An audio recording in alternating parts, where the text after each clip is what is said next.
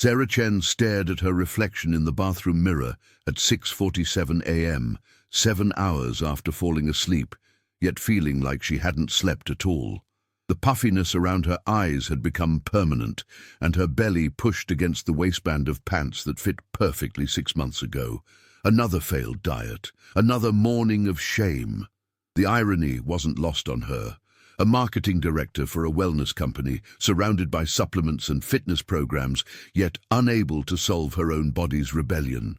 Her phone buzzed with notifications from the sleep tracking app. Poor sleep quality detected. Consider reducing caffeine intake. She'd tried everything. Keto, intermittent fasting, HIIT workouts at 5 a.m. that left her exhausted by noon. Her doctor had been direct at last month's appointment. Your cortisol levels suggest chronic stress. Your body is storing fat because it thinks you're in survival mode. Walking into the office kitchen, Sarah noticed May, her quiet colleague from the Shanghai branch, preparing what looked like a simple rice bowl with steamed vegetables and a small portion of fish. The ceramic bowl was beautiful, small, hand-thrown, the kind that demanded attention to what filled it. "Another diet?" Sarah asked, pouring her third cup of coffee. May looked puzzled. "Diet? No, just breakfast. My grandmother's bowl." Sarah watched May eat slowly, placing her chopsticks down between bites, chewing thoughtfully. No phone, no laptop, no multitasking. Just eating. When May finished, she looked satisfied despite the portion being half the size of Sarah's usual breakfast. "Aren't you still hungry?" "Why would I be?" May smiled gently. "I ate until I was satisfied, not full." That evening, Sarah found herself researching traditional Chinese eating habits instead of scrolling social media.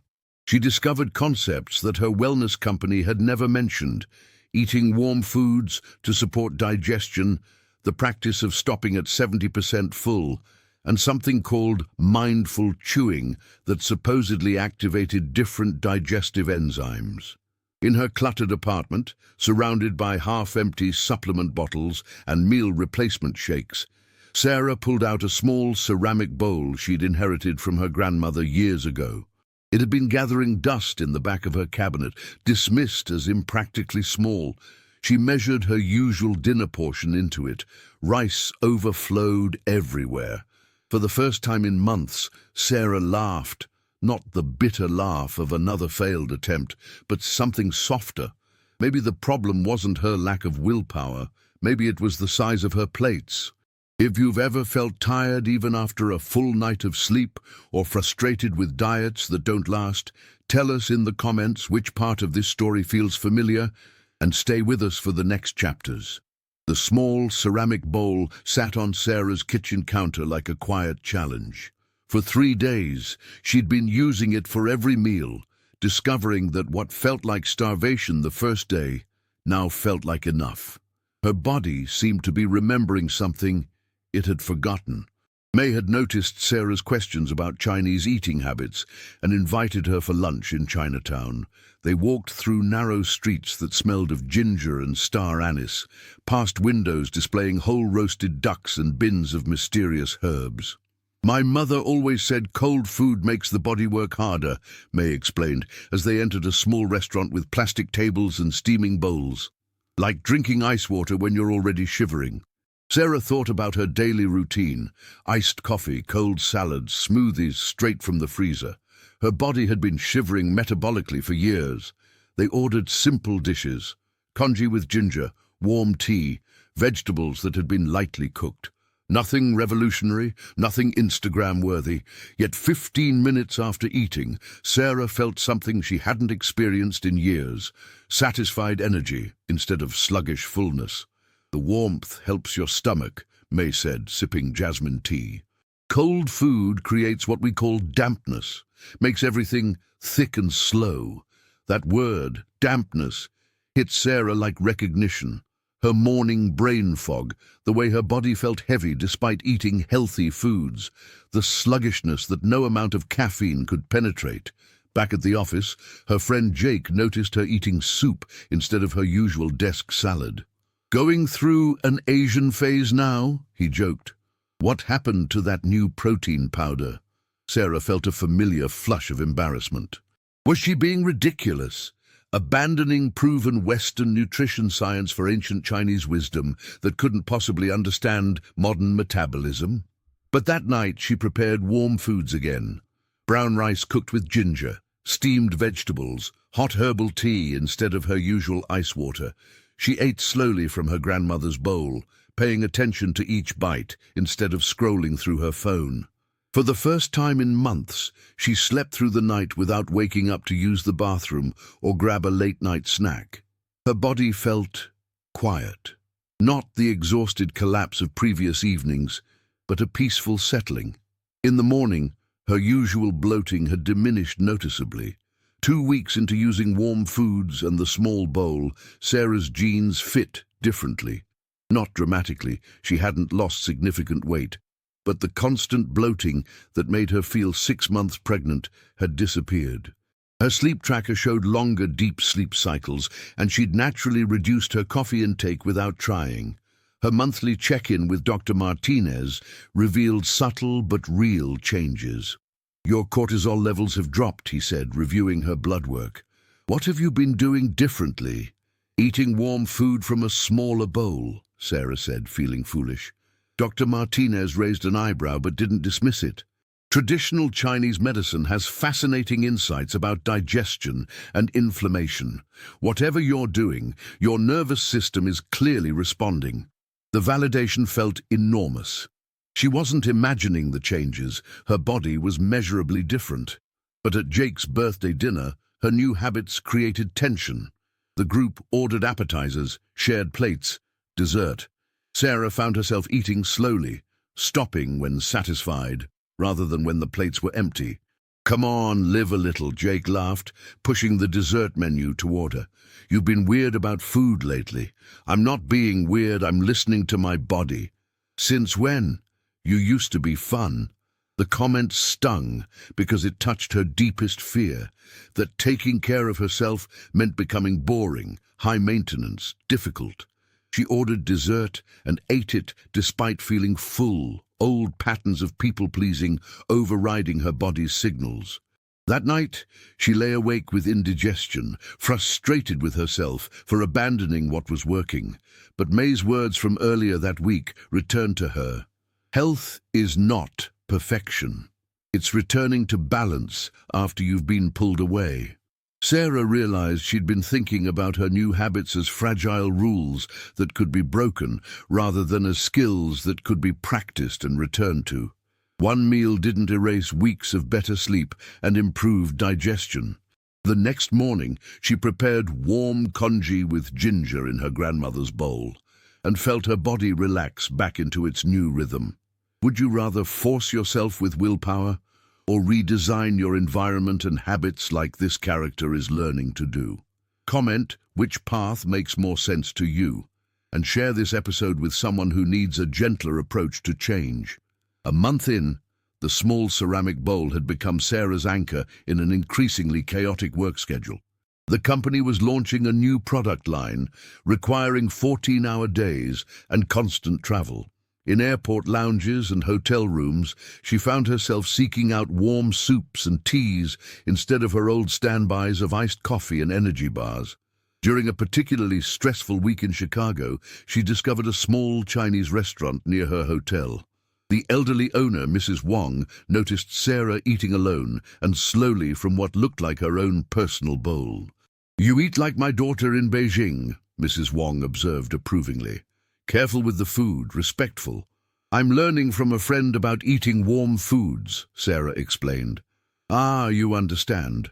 American food is always cold, fast, big. Makes the stomach confused." Mrs. Wong brought Sarah a small cup of ginger tea without being asked.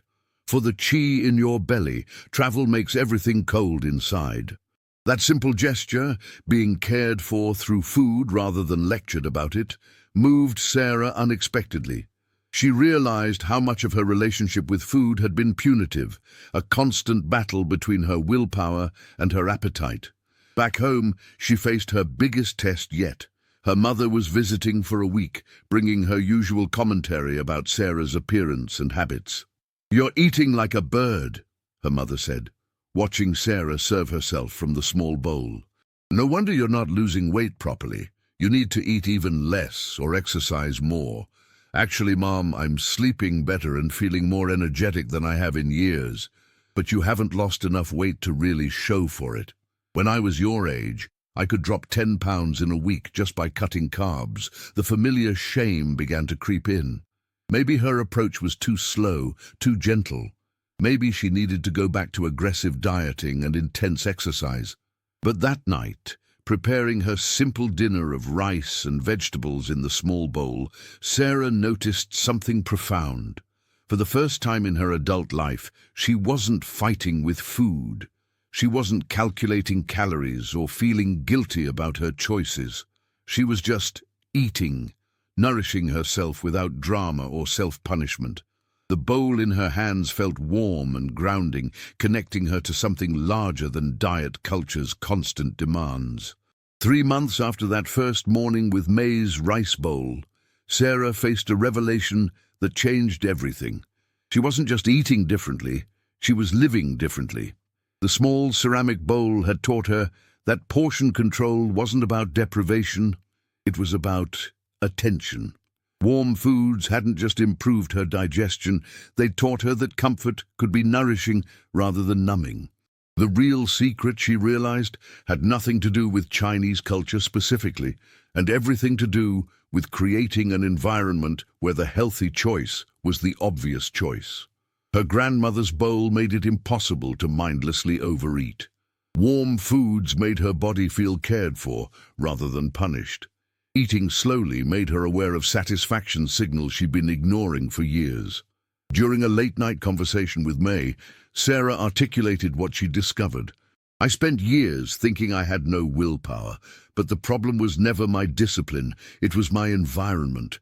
Giant plates, cold foods, eating while distracted.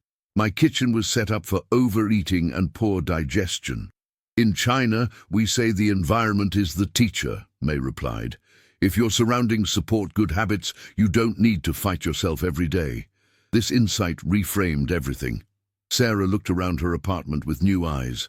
Her large dinner plates went into storage, replaced by smaller bowls and dishes. She moved her tea kettle to the counter and her blender to the back of a cabinet. She created a designated eating area without screens, where meals could be eaten with attention rather than distraction. But the deeper transformation was internal. For the first time in her adult life, Sarah trusted her body's signals about hunger, satisfaction, and rest. The constant narrative of "I need more discipline" had been replaced by "I need better systems." Her latest blood work showed continued improvements in cortisol levels and inflammatory markers. Dr. Martinez was impressed, but not surprised. Traditional food wisdom often aligns with what we're learning about the gut-brain connection and nervous system regulation, he said. "You've essentially been treating your chronic stress through your digestion." The real test came when Jake apologized for his earlier comments. "I was threatened," he admitted. "Seeing you change made me realize how exhausted I am." "Do you think this stuff would work for someone who lives on energy drinks and takeout?" Sarah smiled, pulling out a second small bowl from her cabinet. "Want to try some congee?" 6 months later, Sarah sat in the same office kitchen where she'd first noticed May's eating habits, but everything had changed. Her body had found its natural weight without restriction or struggle. Her sleep was deep and restorative.